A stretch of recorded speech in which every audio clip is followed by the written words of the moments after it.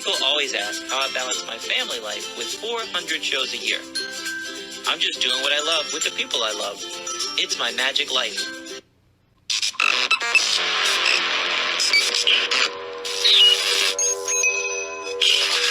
I like Wes Iseli. I like everything about him. All right. This is a podcast I've been working on, I think, for 2 years now. We have a special guest on today, but I don't even know how to start this. This is a person. All right. So at MAES Magic Convention, her husband was one of the people on the bill. And me, I get so excited for magic. I want to meet this guy. Who is this guy? I've seen his lectures on Penguin Magic, and I'm like, yes, I want to hang out with this dude. And then Annabel just comes out of nowhere. That's our guest today, Annabel. And she's giving everybody chocolates, and everybody's talking about how great her art is. And it's a magician's wife. How cool could she be? What's going on? I have fallen in love with Annabel. Annabel and Thom are like family. I have gone through this whole adventure with them. We'll get into it. But everybody, it's Annabel Peterson. What's up, girl? How are you? Hi. Hello from LA. I have just put the heating on, even though it's really warm outside, so I'm very confused. So, hey, all right, that's all right. So I met you at MAES, and before we got on here, she told you that I abducted you and took you in a closet. Right. We're hanging out at the after party, and somehow it comes up that you had worked on the cake show. What is it called? Nailed It. Nailed it, yeah. That's awesome. We were doing marathons, and my little girl was probably 8 at that point. And we were doing family marathons of that show, and my little girl was loving it. And then I found out you worked on it, and you started showing me pictures of the cakes that you worked on. You got to come up, girl. I have a hearing issue, so all the noise in that room, if I tried to make a FaceTime, I wouldn't be able to hear. I would get distracted. So I took Annabelle in a closet, and we called Lana. And then everybody's like, Thom, he just took your wife in a closet. Granted, it was a very large American walk-in closet, so it wasn't like a kind of British wardrobe type of thing. So it was very kosher, and I didn't even realize it was a wardrobe. But yeah, so that was a very funny, a funny me. And then we called your little girl, and yeah, she was very excited. But yeah, I showed you all the pictures. I did culinary production on that show and several others where for the instance of Nailed It, the cakes that the competitors had to recreate, that was what I made. And the funny thing is that when Thom and I were still in England, we were watching these shows, and we were watching Nailed It specifically, and they were looking at the cakes, you know, that they had to recreate. And I was like, I could make that cake and better. But there was, you know, obviously they're supposed to be not super great, because I mean, I have to say that because of me and my colleagues who have to cover ourselves. But and I was like, oh, that would be such a fun job. And then I met my friend who that was her job, and I thought that was really exciting. And then when the pandemic kind of messed up a bunch of stuff, she called me, because I literally lived 2 minutes from where they were filming it, so it was for COVID purposes really perfect. So I just went in, and I had to make these dreadful cakes, and we get told what to do, so we don't kind of go, oh yeah, let's do this for the contestants, but we very, very, very strictly get told what to do by people who don't make cake. Well, that's all I'll say. Television. Never work in this industry ever again. So we're at home watching, and we're like, we could never make that cake in a million years. What do you think the skill level is for a professional cake person? Do you think it's 60%? Like you could go to 100? Do you think it's 60% skill level, or? But the cake that they have to replicate? Yeah. Well, thing is, they have really gone over the top with the quality of the original cake. I mean, now the stuff that went with I think I was the last season, second to last or something like that. When they first started, the cake, the original cakes weren't even that great. Again, Vicky, no offense, but they actually got better and better, and they got technically very good. And these cakes that these people have to make, there's no way any of us could make that in the time given, let alone with the actual baking and whatnot. And yeah, it's absolutely impossible. And I mean, they set it up to be impossible because that's the show. But you know, yeah, any decent baker could make the master cakes or whatever you call them. Oh, hero cakes. Sorry, I forget. Hero cakes. That's what they're called. Yeah, absolutely. But it's working in that environment and on a set. It's very different than working at home baking and just doing what you want. It's night and day. Really is. That was my favorite part, the reveal at the end. They liked watching the story unfold throughout the thing. Let's get to the end. I'm in the office, watch behind me in the living room, and I'm like, tell me when it ends. I'll just yeah, me too. I'm like, yeah, come on, let's see it. No, I'm not interested. I hate baking myself personally, even though I have to. But like, just all the dishes and all the mess. It's just, oh God, I can't watch it. It just makes me want to peel my skin off. Oh God. I mean, it's sweet and it is funny. And the new show that they've done is looks really good as well. It's where they actually take rubbish bakers and train them up that by the end of the season that they're, you know, on a professional level. And I know these people involved, so I know that they're going to do a really good job. So, but Nicole Bayer is very loud, very loud. Yeah, well, that comes across. Big personality for sure. Yes. We filmed this in an old IKEA factory in Burbank, and so it was all in one room, but it was all like, you know, sort of sound stages inside, and yeah, it was it was crazy. Especially when we all had to be like super quiet and there was like shriek. But she did wear the best slippers ever. She always wore like shark slippers and stuff like that. Wow. She's real sweet and she's funny. So, but enough about those things. So when we started this whole thing out, we spec right into your art. So tell me about your art. I mean, I see I don't know, a dissected head or a whole bunch of veins on a skeleton behind you. Oh yeah, that's just my wall. That's just my living room. So that's just my stuff. The stuff I like. What is it? Oh yeah, it's a teaching medical teaching specimen or model. I just collect those kind of things and art and photographs, and you know, that's my friend took this behind me. It's a place in Austria called Hallstatt, and that's where I actually started. I based my first painted skull, chocolate skull, on those, and that kind of changed my business completely, because when I discovered chocolate, because it keeps a bit more than cake, I can actually make things that I want to keep. So like, obviously I see these skulls, I'm like, oh, I'd love one of those, but it's impossible to have because, you know, they're not available. But you know, like technically I'm like, well, I could make one from chocolate. So I did, and that kind of opened the door to a whole range of things. I remember saying to Thom, like, oh, I'm just going to make a couple of chocolate skulls. I'm not going to be like chocolate skull girl or anything. I literally said those words, and then now that's what I do. I'm chocolate skull woman. So, well, you have Conjurer's Kitchen. Yeah, yeah. It's, I don't know where that's at the moment. It's sort of on hold-ish. It's kind of floating, I think. I'm not sure. I don't know where that's going to go. Don't know.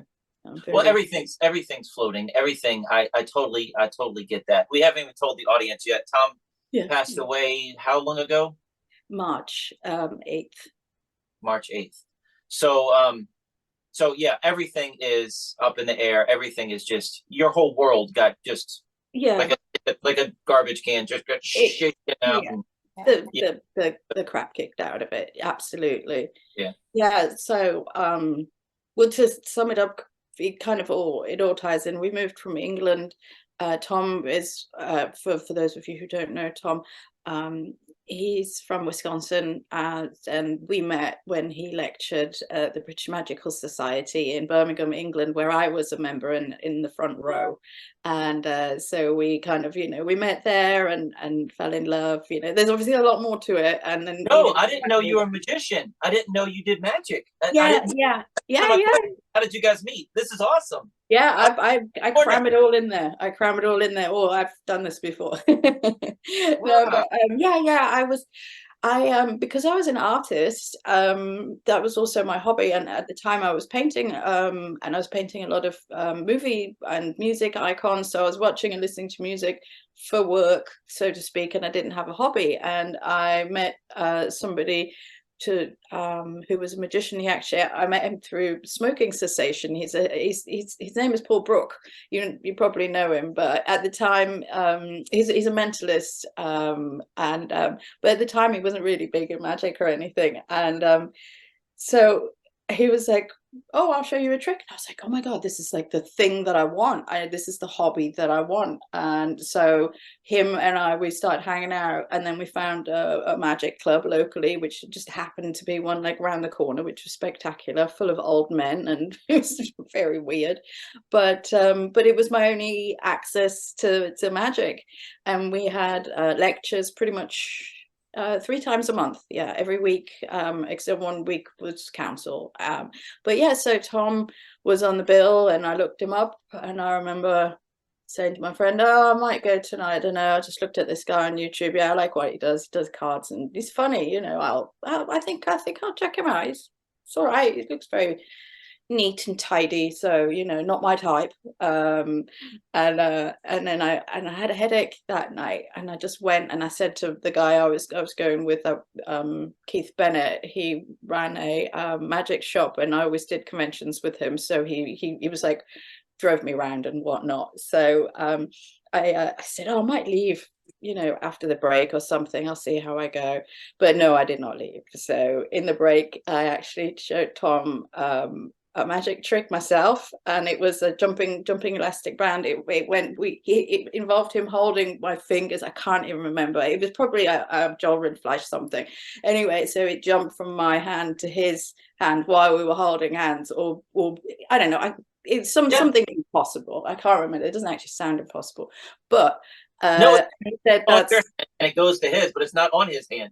Yes, that's it. See, I have not done magic for a little while. I'm also very grief brainy. But yeah, so we went out for a meal, and we just, that was it. We met, we fell in love, we did the long distance relationship, very long distance. Time difference was quite the killer, but we worked it out, and then we got married at the Magic Castle. We got engaged at the Magic Castle as well. Surprise proposed to each other at the same time, at the same place, involving the same people, and it was truly, truly, truly magical. But I could go on for hours about that, because that was just super special. But then and then a year later we got married at the Magic Castle while we were both working. He was doing he was doing the palace, because I threw my bouquet from the palace stage, and everybody thought it was part of the act, and nobody caught it, and it was sunflowers, and they're really heavy, and it was such a terrible idea. And I had an art show there, down outside the palace bar. I was had my magician paintings up there, some originals and prints and stuff. So it was like a working wedding. And then we lived in England for about 10 years, and then we decided to move over to America. And I wanted to move to LA because we've been coming here at least once a year for him to do the castle. He's done every room of the castle except the library, I think. Yeah, he's done all the close up, the parlor, and the Pella. We got married in the Pella. No, yes, he did do the Pella when we lived here. That's it. So he's done them all now. Anyway, so we moved here in February 2020, which was like the worst timing, but also in hindsight probably the best timing. So we moved here, had our possessions shipped over on a cargo container, which was going to take 3 months. So we got an Airbnb in advance and stuff. We were here for 2 weeks. We had the best time. It was like, talk about being reassuring that you've made the right decision about leaving your life. We had jobs offered. He got booked at the castle. I got a job working for a restaurant that is now built but wasn't at the time, of a freak show themed restaurant. I had a meeting with IMAX Cinemas about my events at headquarters. They said, they said the words, "You're going to be a very rich woman." I'm like, yeah, right. And then I said to Thom, "Oh, this is all so much fun, but I really just want a quiet night in." And then the world stopped, and we had to stay in for 2 years. And you know, well, everybody had their own chaoses. We had to make some decisions because we wanted to buy a house, which we couldn't, and you know, that was a good idea that we didn't. So we sort of panic moved somewhere very quite expensive, which is, and it was all of LA, but it's, yeah, it's kind of killing me now because I can't move because I have so much stuff. But anyway, back to that. We moved to what we called our Winchester from the movie Hot Fuzz. We not Hot Fuzz, Shaun of the Dead, where you go and you just let this whole mess blow over. So that was our Winchester. The bed and breakfast was your Winchester? Yeah, pretty much. Okay, yeah. So we just did our thing and just managed as best we could. And then he started getting booked at the castle. He did, as things started lifting, I was getting the TV jobs, the culinary production, and then making, you know, cakes for that show. I'm not being funny, but I forget everything. Is This Cake, the one that everyone's freaking out about? I did the stinger to that, and at the time it was, the working title was Stab That Cake, and the idea was that you had to go into a grocery store and stab a bunch of stuff and hope one of them is cake. And I said, this is never going to get made, this is ridiculous, I want nothing to do with this, just pay me my fee for faking whatever I faked on the day. And then it's like the most popular TV show ever. So don't ask me to console you for anything because I clearly know nothing. But yeah, so he was getting work, I was getting work. He did Brookledge twice as well. I mean, that's not work, that's fun, and pleasure and stuff. But so awesome. Yeah.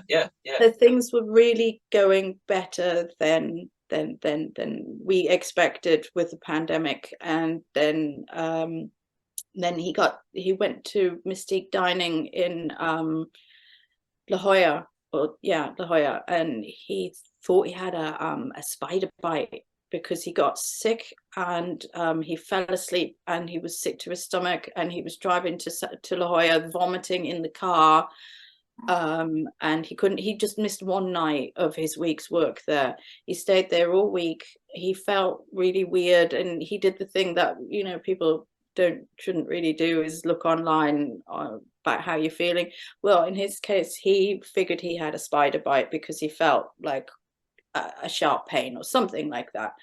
Well, he felt fine. He came home, and then he said, oh, I better go to the doctors because I read when you have a spider bite, the venom could stay in your body, and you should just go and get checked out. And I'm like, yeah, great, you know, do it.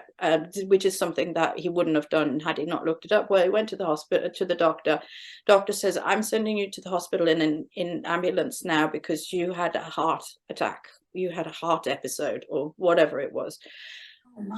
It's still not 100% clear. Anyway, so that happened. He was in the hospital for 3 days. He was then on medication, and they mentioned, you know, heart surgery in the future, not immediate future, but, you know, as a possibility, just putting that on the table. So he was, you know, quite traumatized by that.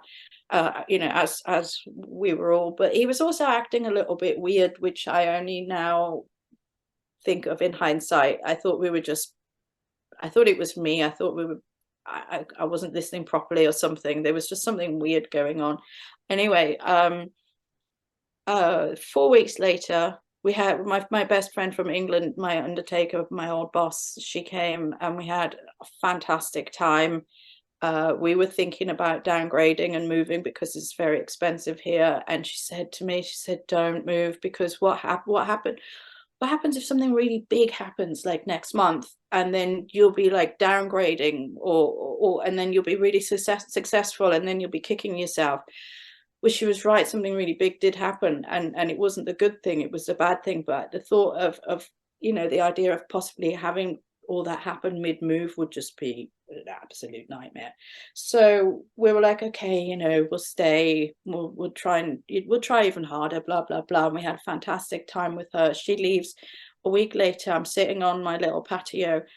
I see Thom come downstairs without his top on, and it was summer, but it wasn't like really hot or anything. It doesn't ever do that. And he was like leaning over the sink, and because now, since we learned heart attacks actually have to do with nausea rather than the that you see on TV, it's not, you know, the chest grabbing thing is not always like that.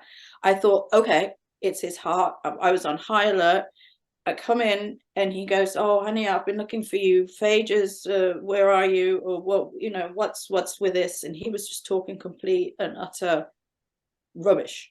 And he was hot, and he was staring off to one side. And because I have, well, up until pretty much recently, I had epilepsy since childhood. I knew what absences are, and I know how seizure things are, and neurological things are slightly different. So as soon as he started talking to me but not looking at me, and then seeing things on the ceiling, and he was completely like rigid. I tried to make him sit down and relax a bit, but he just wouldn't. And I was like, I was panicking because that's just what I do. And I was like, oh my God, oh, what do I do? What, do I phone an ambulance? And oh my God, how much does that cost? And I'm like, oh, what? Dude, doesn't need that. Why am I even asking this? You need an ambulance. Phoned the wrong number. I phoned like 999 is in England. But I was in such a fluster that I don't actually know whether that went through, because I actually had it stuck to my headphones. So it was complete and utter chaos. But this was like 2 minutes from him being at the sink to on the sofa, me calling. Ambulance came straight away.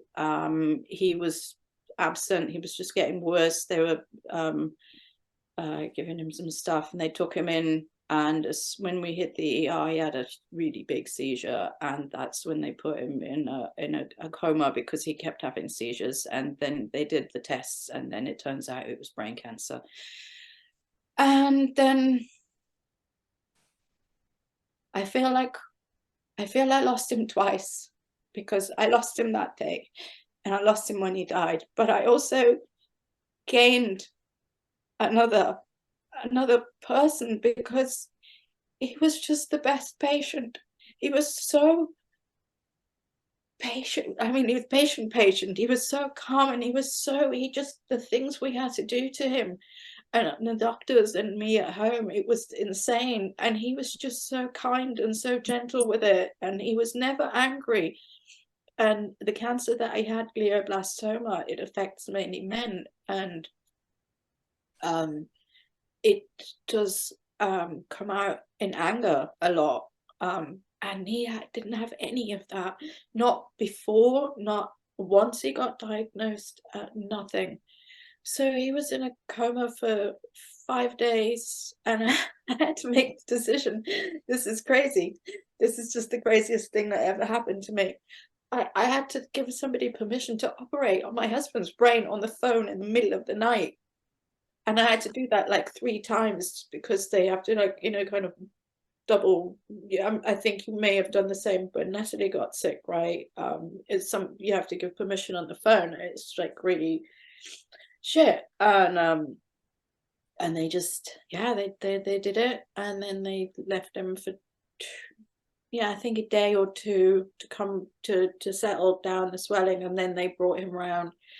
And then we did all the chemo and all the stuff.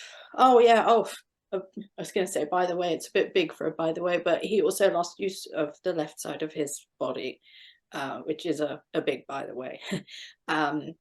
But we just tried everything, and he was just fantastic. He was in the hospital for a bit, and then because of the place that we lived at, it was possible for him to be here at home. We had the space to put a bed in the living room where it was accessible to the bathroom. We hoped for him to be able to go upstairs and have a shower and stuff like that, but he never did manage the stairs. Once as a magician friend came and carried him up the stairs, because we have fucking amazing friends and colleagues. And but So we just did everything here, and the chemo made him really sick. The first lot wasn't so bad. It was the pills, so he could do everything from here. He only had to leave for radiation for 6 weeks daily. But then when they increased the dose, it just knocked him out, and I would have lost him had we continued with the chemo.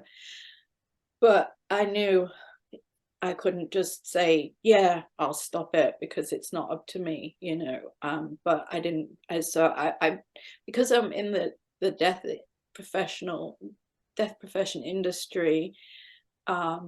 I was an undertaker, and my arts subjects are death quite a lot, and I'm friends with undertakers here and death doulas and stuff, and I had a death doula friend stay with us for the whole time,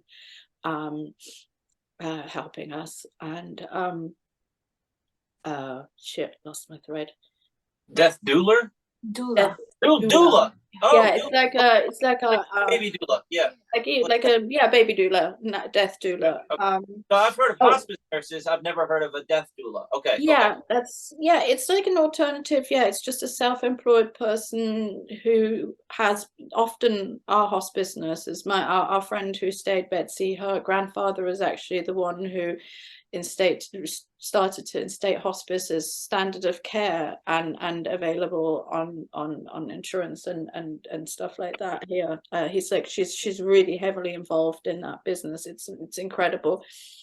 Oh, that's it. That's because I'm involved with all these people. I found someone, what's called a change of life doula, or a transitioning doula. So I asked this lady to come to help discuss whether to continue treatment or not with me, with him and me, because you can't be this open without somebody else around, without a professional. And that's one of the best things I've ever done, is because he told her that he would want to continue with the chemo, but he wanted to continue it for me. And I had to tell him that I don't want that, because I said, I don't want to lose you to the cure, or what's supposed to be the cure. And had I not brought this lady in, he would have just told me that he want the chemo, and he would have told me it was for himself or whatever, and I would have respected that, and then it would have killed him.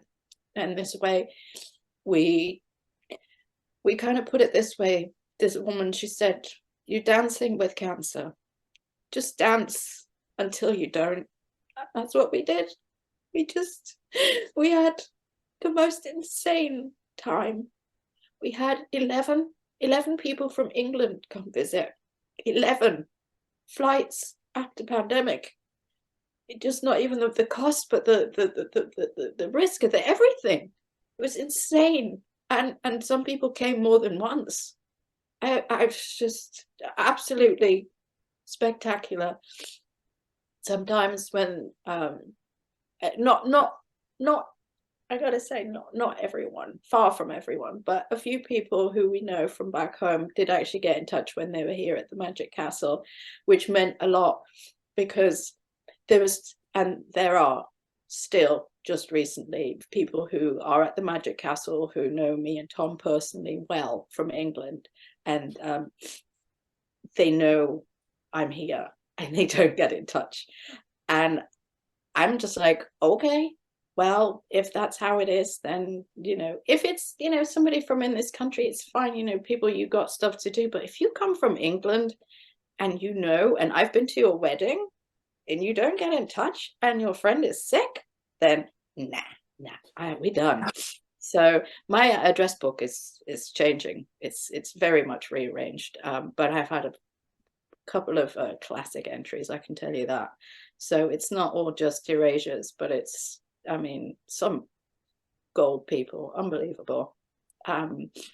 So we had his last Christmas. We had when everybody sent Christmas ornaments, because I said, we don't need gifts. We don't really, I mean, cards are fantastic, obviously, but if you want to do something, we had the whole living room was full of ornaments. Every day we got to open something. He just, it was so special and so sad. But everybody was sad, and I let everybody be sad. And I think it was just, it's the only way we could do it. And then we ignored New Year's Eve because, you know, why would we? And then the only way we figured we could possibly start his last year was to get married again. So on January 1st, we had a vow renewal, and I had it all planned out, and we were going to put him in the chair and take him outside, and I had outside all decorated and stuff, but then it was raining and he wasn't doing very well at all, so we just changed everything round. We just did a John and Yoko, and I got into bed with him, and we got married in bed, on video and everything, and it was great. And he was covered in fur, and he had his good suit on and everything, and then yeah, and 3 months later he was gone, right exactly here where I'm sitting. He died just right here. So but it was peaceful, and it was, if you gotta go, you gotta go. And he was never in any pain. He was never in any pain, and I'm so grateful for that. And I think because it was brain cancer, and because of the surgery, I mean, he was fully aware. His magician friends understood and put it the best. It was like he was off stage, but the way that Thom was, when he was off stage, he wasn't even off stage, he was always on, but he was off stage. But sometimes he'd come out with fucking sharpest comments, I mean, one-liners. He'd have the whole room cracking up. When the English, there was I think there was like 5 of them, they came, and I was a bit worried. I thought it might be a bit much, but he was just like one-liners, just boom boom. He was killing them. It was fantastic. Yeah, it's just amazing. Yeah, and then the home funeral as well, and that was pretty epic.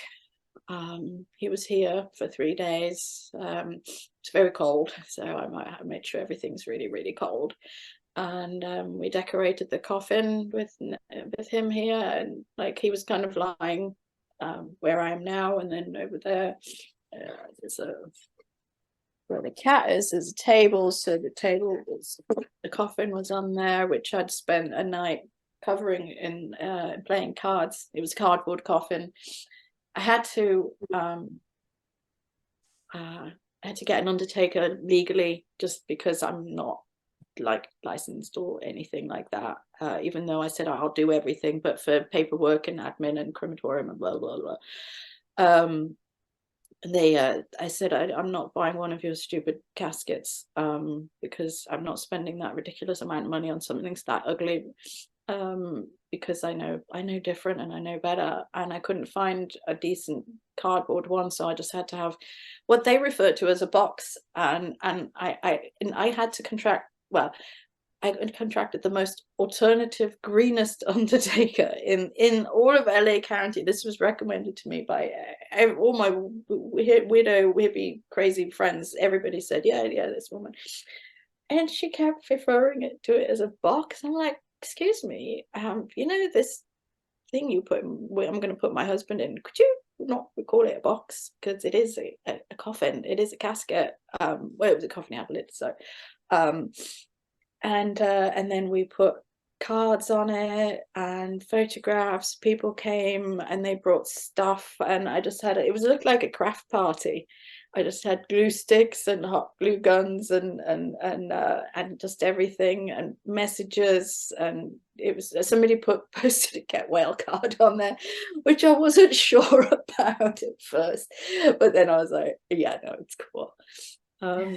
Yeah, and we drove him in the big truck to the crematorium, and then our friend Bonnie Morgan of the Flying Morgans, I don't know if you know them, she's a contortionist, and they're a circus family here. They're actually crazy famous. She plays Samara from The Ring, you know, the girl. Whoops. So I didn't even know that until when I was already her friend. I'm like, shit, now I'm all starstruck. How the hell do I deal with that now? So it's very confusing. So she poured whiskey on the coffin, and oh, and it was full of toys and everything, and it was a real spectacle. The people at the crematorium were like,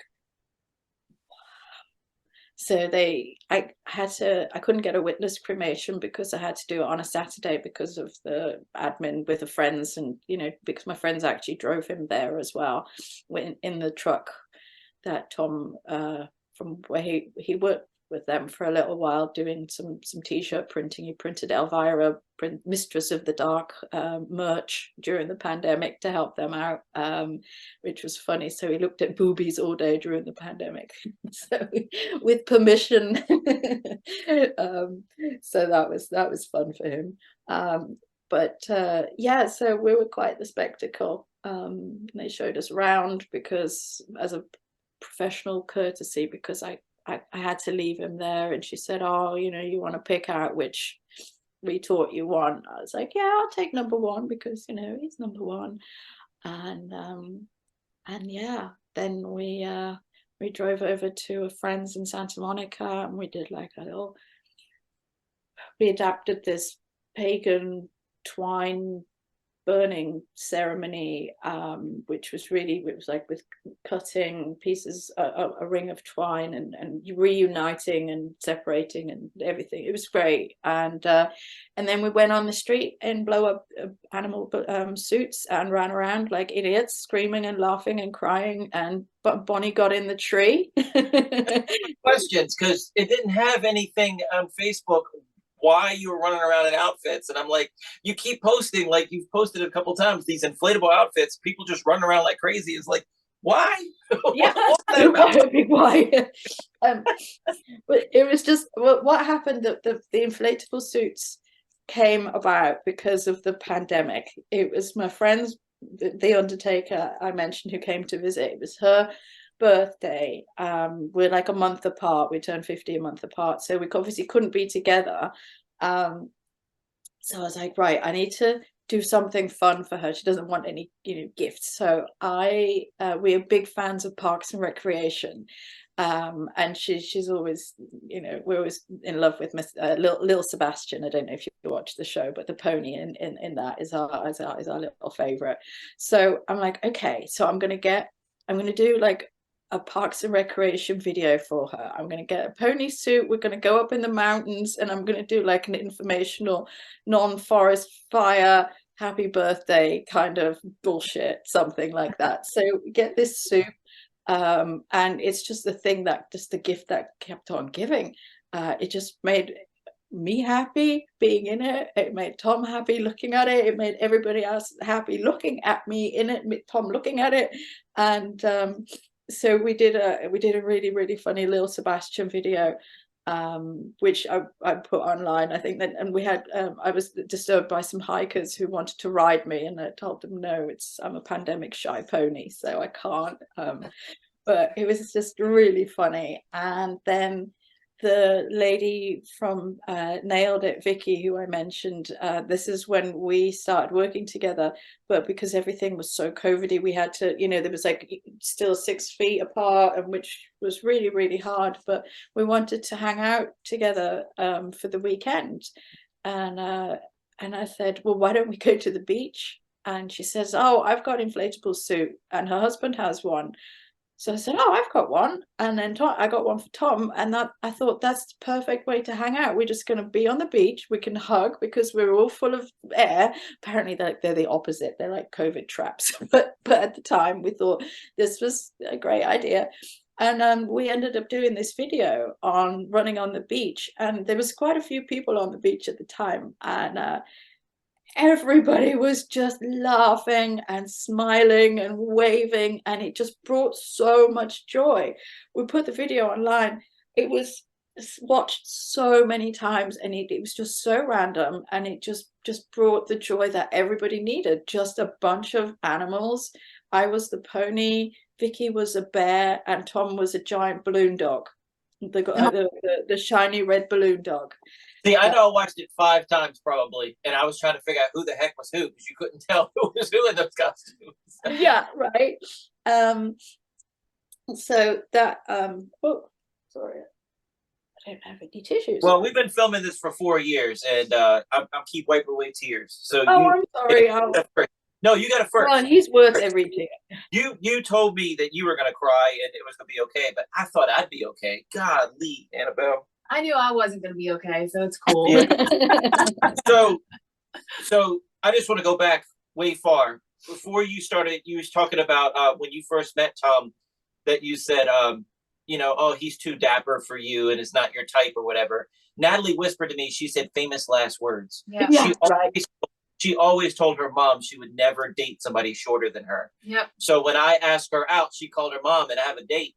There's one thing I tell you though, Mom. I said, don't laugh, Mom, but he's shorter than me. And she just started like the biggest laugh you could ever have. I was like, well, yeah, I won't marry him. But, and then famous last word. Fell in love right away. It's hilarious how this thing's working. That's amazing. Well, when you know, you know. Yeah. And Thom was allergic to cats, which was also my nightmare. I thought, oh my God, what if I meet a really lovely man who's allergic to cats? Well, it turns out this lovely man took tablets, and that was so sweet. Wow. Wow. Cats are pretty cool though. So he did. I mean, he liked them. He didn't like that he was allergic. So he especially the cats that I had, they were great. I'm surprised my cat hasn't come over at all. So when Thom went to the hospital originally, I guess for the stroke, and he had to be induced into a coma, that was during COVID, and you weren't allowed to be with him? No. This was all last year, so I was so grateful. It was still COVID. We had to wear a mask and everything like that, but I could be with him all the time. Yeah. Okay. Yeah. Because LA is different than out here in Virginia, so I know they're way. Oh, okay. So, yeah. No.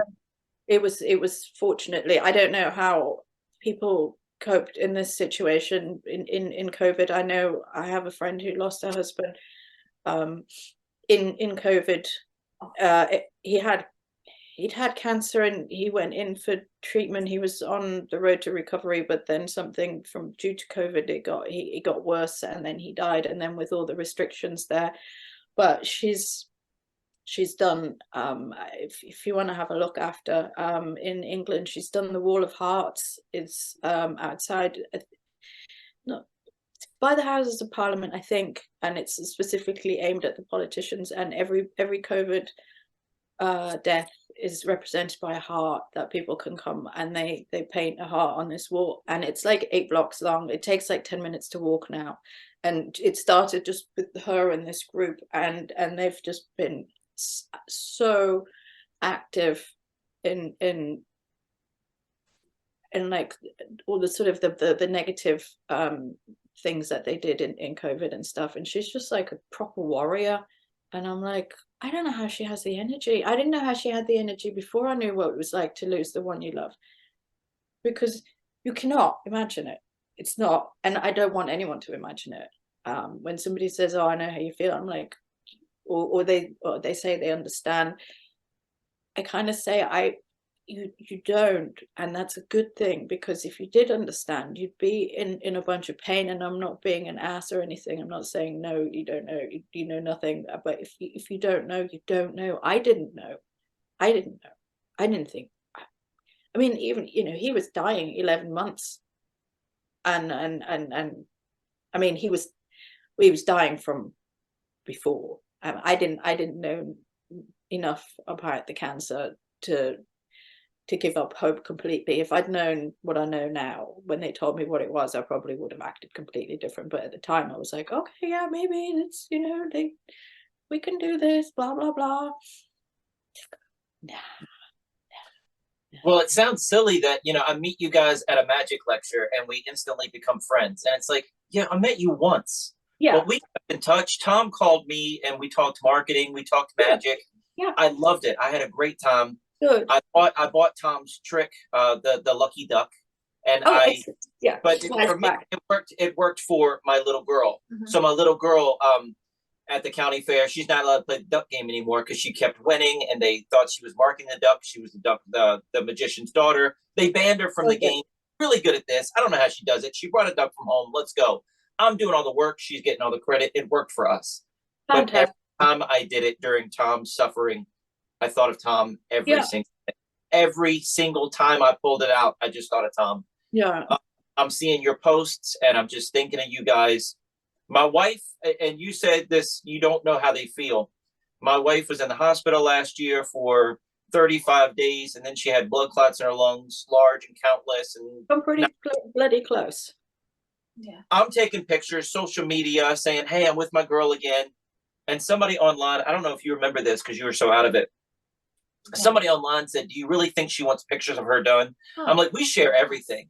Yeah. And Annabel spoke up, God bless you, God love you, because I'm not going to argue with some dude. Yeah.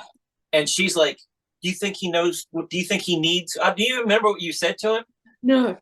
You were like, do you really think he needs to hear this right now? He's going through something. Leave him alone. Yeah, that sounds like me. Yeah. And it's like, God bless you. Thank you for taking. I felt like a big hug from you, taking care of me as you're going through stuff. No. I'm an advocate because people should just try and understand that it's so immense. You just do what you need to do, and even if that's the wrong thing at the time, if you think it's at the right time, at the time it's the right thing to do it. And nobody's the same, and it's just so completely unique, and you can't compare it or anything. And if you've never been in that situation, you shouldn't really be asking those questions out loud. You can ask them by all means, but not on Facebook.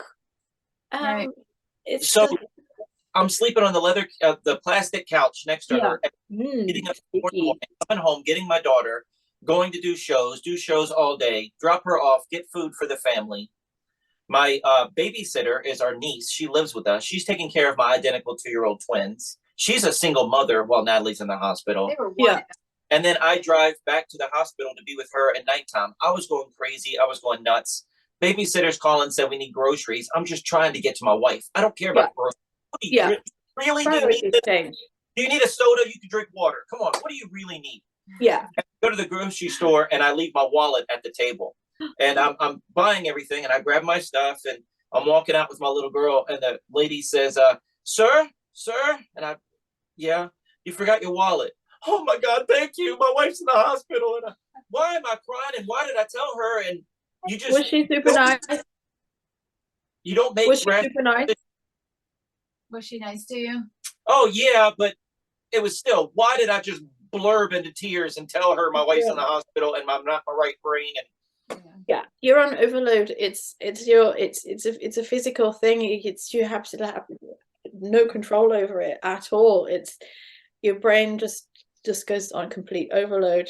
I've recently got a book that really changed a lot for me called The Grieving Brain, and it's a scientific study about brain grieving, in what happens to the brain when you're grieving, and it's physical things that happen. And it turns out that Thom is a physical part of me because he's in my neurons, and it's kind of magical to think that, because our wedding book, we didn't obviously we're atheists, so we didn't have a Bible or anything, but it was The Trick Brain, and I can't remember who wrote it now. I knew it, but I've got it. Fitzky. It's part of the Fitzky. Fitzky. That's it.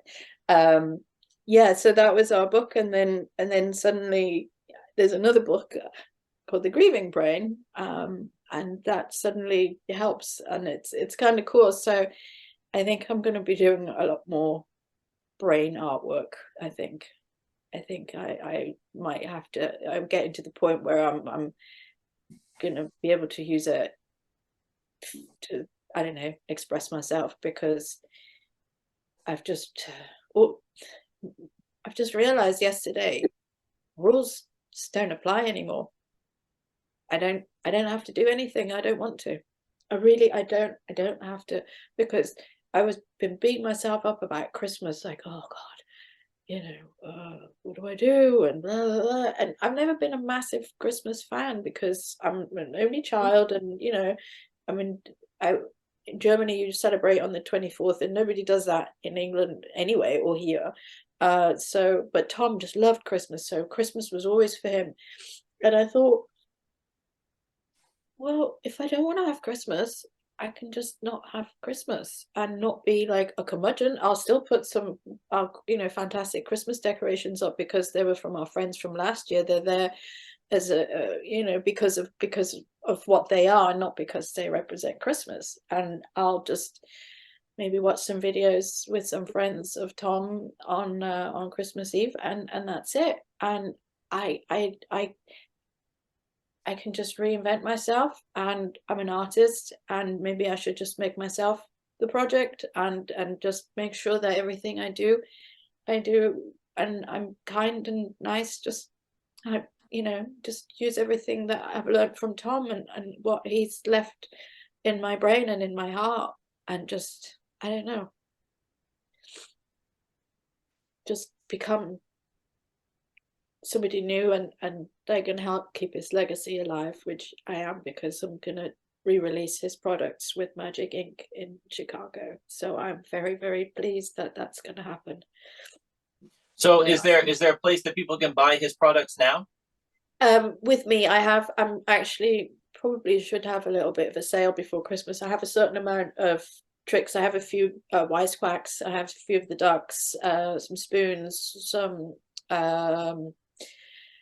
lemonade routines, but they can, yeah, stuff's available from me, but to going forward next year, it's going to be them. They're going to be manufacturing things for me, and then I'm just I license that to them and everything, because fortunately I know how everything's made, because we're, you know, it's very much a work in progress. Even stuff that he did before I knew him, it developed into the final versions while we were together, and like I know which ice cubes float and which ice cubes don't float, as you know from his lectures, you know, which I have seen once or twice. So yeah, where can people, how do they get a hold of you to buy it until Magic? I guess Facebook, message you on Facebook. Facebook Messenger, yeah. But give me grace. I'm get a bit slow with replying, and sometimes like I'll just forget. So if it's super urgent, maybe, I don't know, Wes, they can contact you or something, and then you can contact me, because if it goes into the other folder, I might not get it. But yeah, or my email is I'm well, my website is Conjurer's Kitchen, and the email is info@ Conjurer's Kitchen. They can feel free to email me. I'll be happy to pass them on to you. That's okay. That would be great. Yeah. That's great. I mean, I'm still I actually have also a stock list of his books that I'm selling, and lecture notes as well, inventories of that, if you want, if anybody's interested. I've already sold quite a few, but there's some sales that fell through. So with this podcast, I have a podcast Facebook group just for your episode. Send me links to his videos. Will do. Videos, I'll put prices, and then they can contact me or contact you directly. So that way they can see what the products are and the stuff that's still available for sale from his collection. That's it. I'll back out of all of that for you. Fantastic. I see we're running out of time, huh? I love you. I'm watching the clock here right now. But Annabel. Yeah, I talk. Thank you for all of this. You didn't talk too much. It was perfect. No. I hope I covered everything that you were going to ask anyway. I think almost. I mean, I don't know. I don't know what else. I'm trying to skim through this real fast. Yeah, I think so.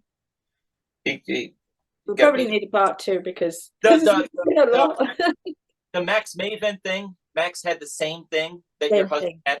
And you never told him that Max passed away. I read that on Facebook. I did not tell him, because that was just not something, because of the meds and the surgery. There was just something that was missing and there was no need. I went to the memorial at the castle, but I didn't tell him where I was going. I mean, I told him I was going to the castle. I didn't tell him why, because it would have upset him, because it would have, what's the point, you know?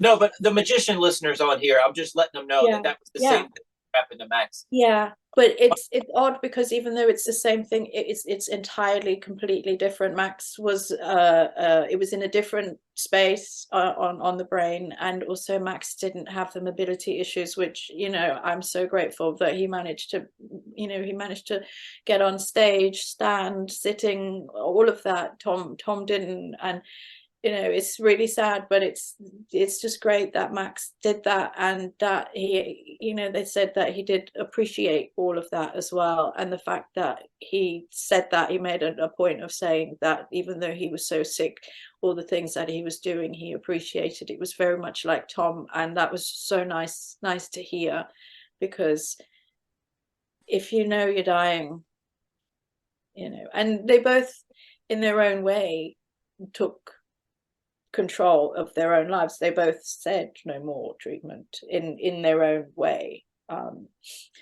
So much respect in that sense, really. So, well, when you posted about his hat that he had, I don't remember what that was. Yeah,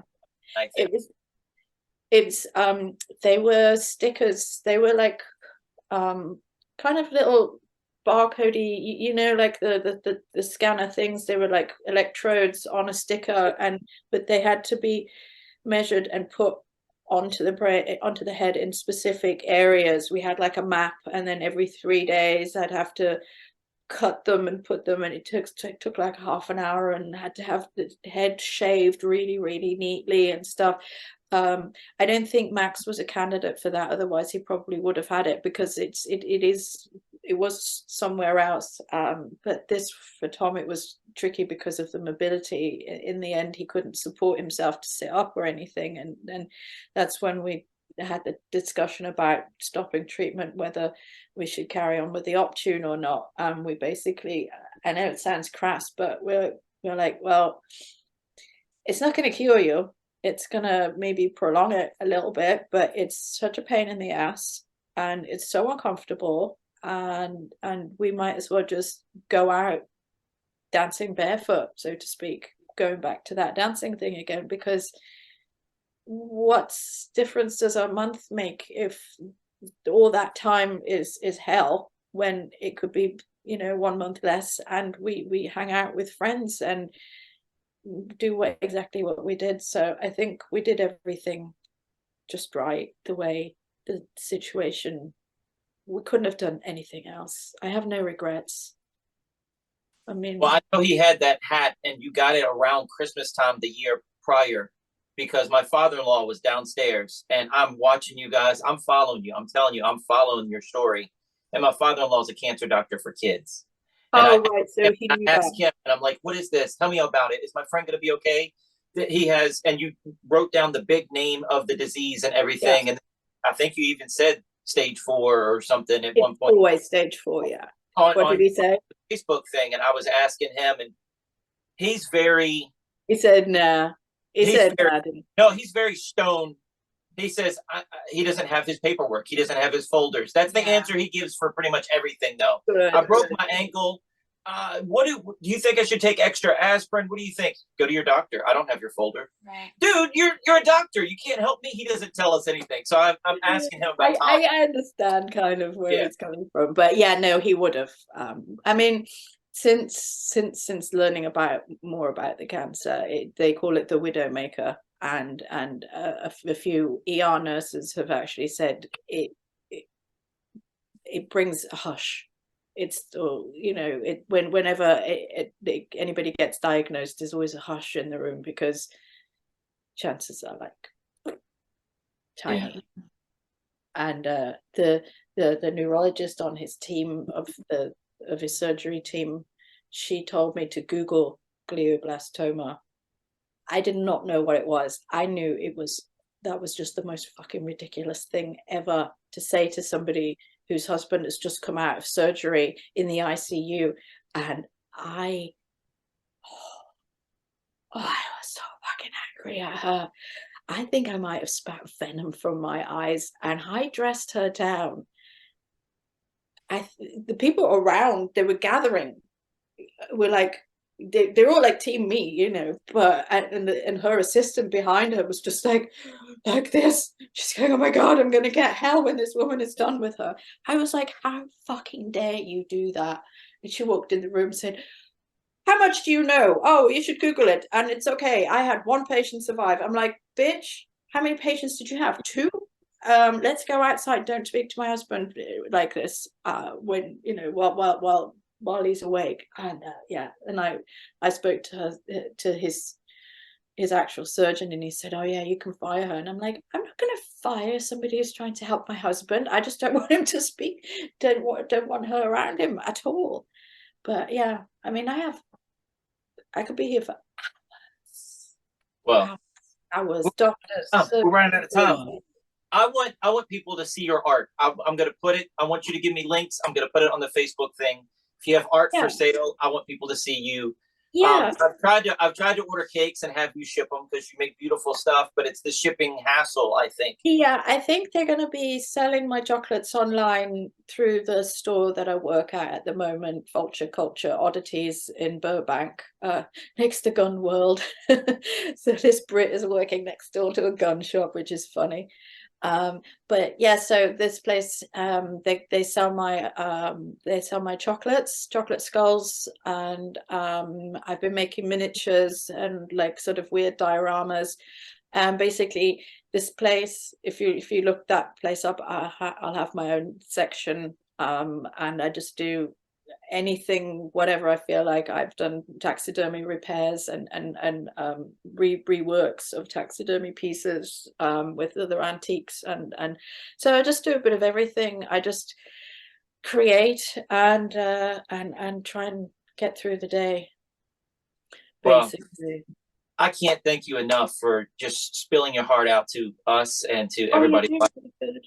Honey, I know, but I went through it with you. You did nothing compared to what you did, but you had tears coming out of my eyes, and I saw her. As long as that's where they're coming from, because anything else would be really, really, you want to call a doctor yourself.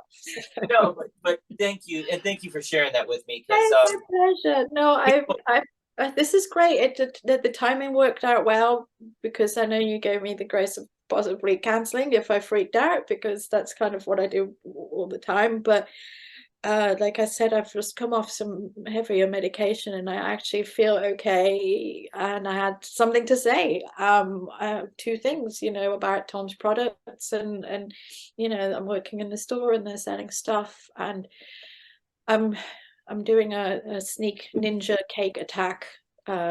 I'm gonna probably tell you about that after, though. On Saturday, I have this thing where I just find people I like and I make them a cake whether they like it or not, and that's what I'm doing on Saturday. But it's going to be very much in keeping with the theme of brains. So wow, yeah, that's so but if I can't do it, and if I fail, then I'm not going to do it, because I'm doing it for free. Well, it's a gift from the shop to the artist, so I'm like, nobody really knows about it. So if I freak out and I don't do it, then nothing's lost. But I'm making some pretty spectacular, very flat, shiny pieces of giant 14-inch chocolate squares at the moment.